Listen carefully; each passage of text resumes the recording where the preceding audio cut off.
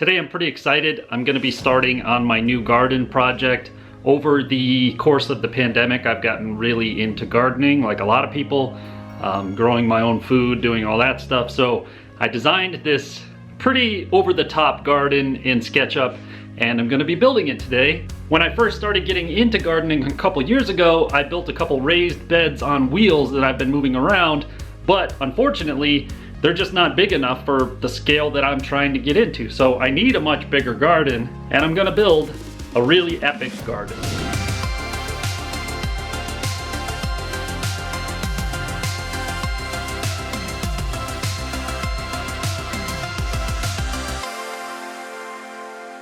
Before I do that, I gotta clear some space so I have a good spot for it.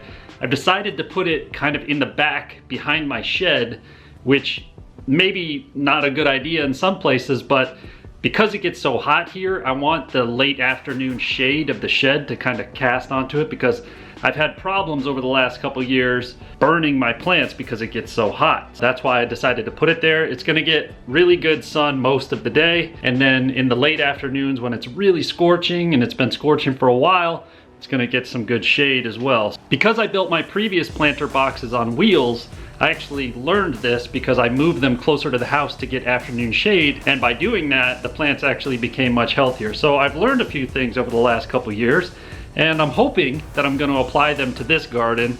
Am I gonna make some mistakes? Absolutely. Is it overkill? Absolutely. Is it gonna cost me more to build than I'd spend buying produce for a couple years? Probably. But guess what? Sometimes I just wanna build something cool. So that's what I'm gonna do. First, I'm laying out the location of the footings for the garden.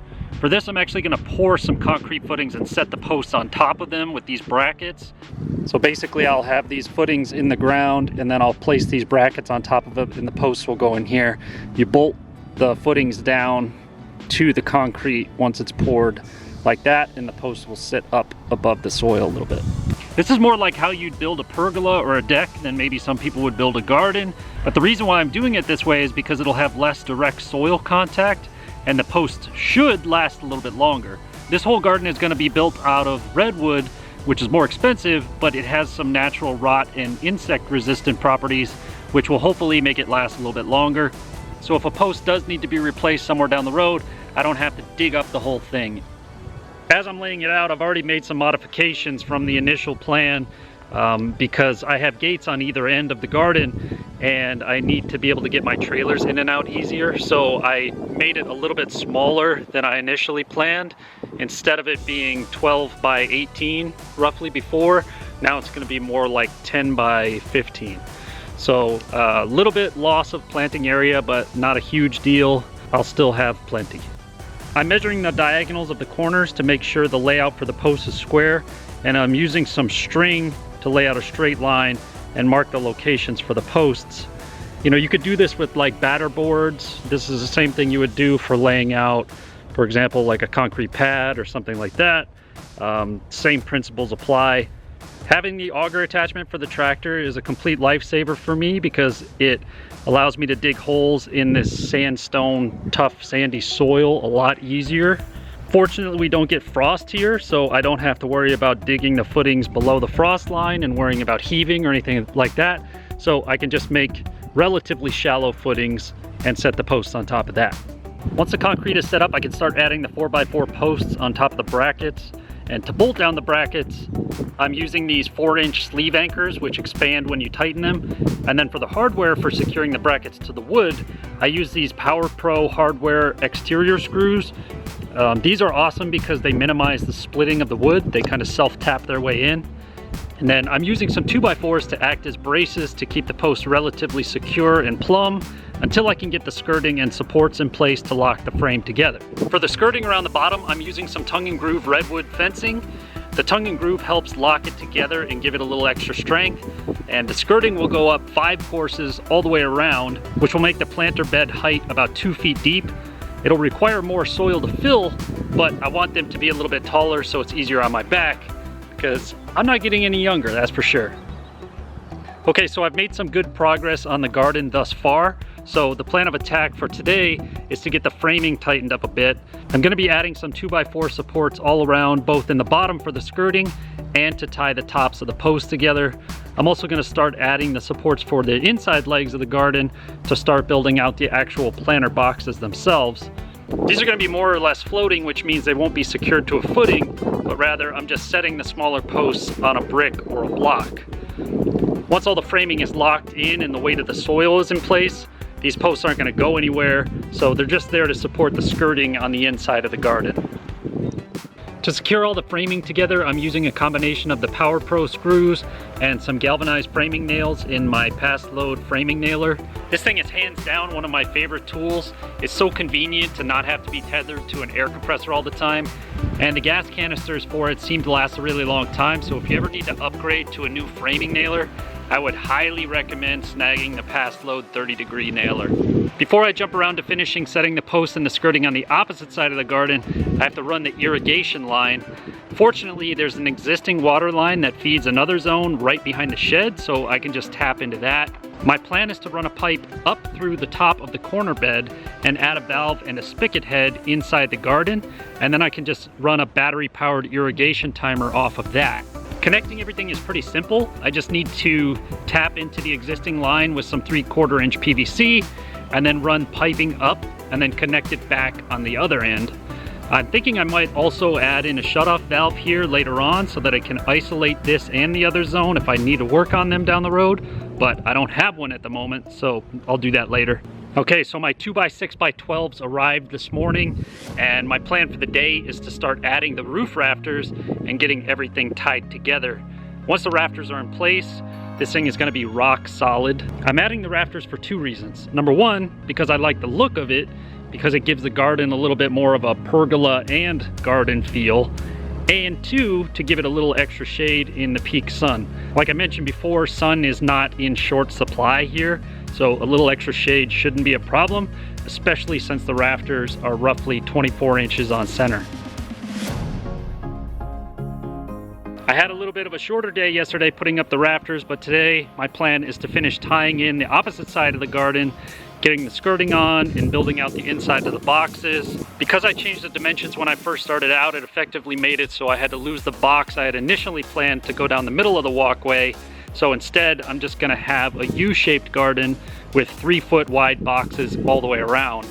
It'll give me roughly around 105 square feet of plantable area, which isn't huge, but it's plenty for what I'm planning to do at this point. So the battery on my GoPro died before I finished the skirting on the inside of the gardens, but you're just gonna have to trust me that I finished that part. So next, I'm gonna fill the bottoms of the beds with some dirt to bring them up to grade, and then I'm gonna add some wire mesh in the bottom of each bed. Pests are a huge problem for me here, which I've learned in my previous gardening attempts, and there's just tons of gophers, squirrels, rabbits, crows, rats, and even peacocks that are just kind of roaming around, and they cause complete havoc in a garden. So if you have a huge garden and you can overplant a little bit to account for that loss of some crop, it may not be that huge of a deal, but in a smaller garden, they can just completely eliminate an entire harvest. So, you know, for the sake of going completely overboard, which I've done in every other aspect of this thus far, I'm going to cage in the entire garden. So it's gonna be like the Fort Knox of gardens at this point, so that no pests can get in at all. So I'm gonna use some wire mesh and do all the sides like windows and also the roof too. I'm gonna be working on that as well. So it's gonna be a lot, totally overkill, but nothing's gonna get in here. Nothing's gonna ruin my crops.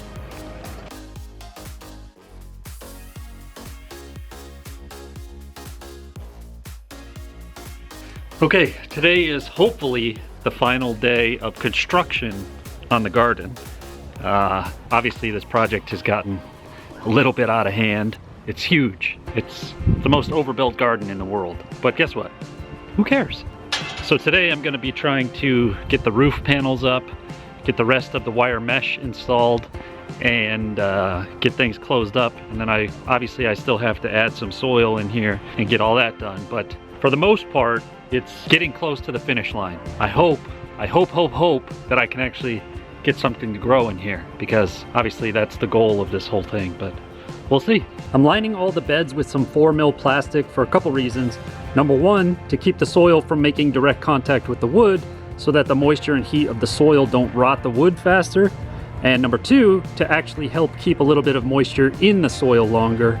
I previously used weed fabric in the bottoms of my beds, but I think that it drains too much water and it causes the beds to dry out faster. So by adding plastic with drainage slits cut in the bottom, it'll still allow the excess moisture to drain out while retaining what's necessary for the plants. From there, I can add some dirt into the center walkway area and grade that out. My plan is to add gravel in there later on once I finish everything up. Okay, well, I lied about it being the last day of construction, but it's almost finished. So lastly, I just have to build and hang the door and get the final mesh in place, and then I can start planting it out. So here's the final garden all built out. I've obviously still got some work to do to finish up the landscaping around it, but I'm really happy with how it's turned out. I'm gonna hold off on it here for this video, and in the next video, I'll show you the soil that I'm using, how I'm choosing and laying out my plants, my irrigation plans, and all the finishing touches to finish up the garden and get growing. So that's it for this video. I hope you guys enjoyed it, and I hope it's inspired you to tackle your own DIY garden project. It obviously doesn't have to be as involved as this one, but I just wanted to show you some of the things that are possible, and if you want to go crazy with it, you can go as crazy as I did. I found that growing a garden over the last year or so has been really cathartic for me, so who knows, you might find a new hobby that you love as well. And if you don't want to go as crazy as this, but you want to get started, I have free plans for my raised garden beds that you can download at the links down below. So make sure you guys go to my website, download those, and check those out. If you guys have any questions regarding this project or any of my other DIY projects, you can always hit me up on social media or leave a comment down below and let me know. Thank you guys so much for watching. I'll be back with the next episode to show you guys the finished product. And until then, I'll see you guys next time.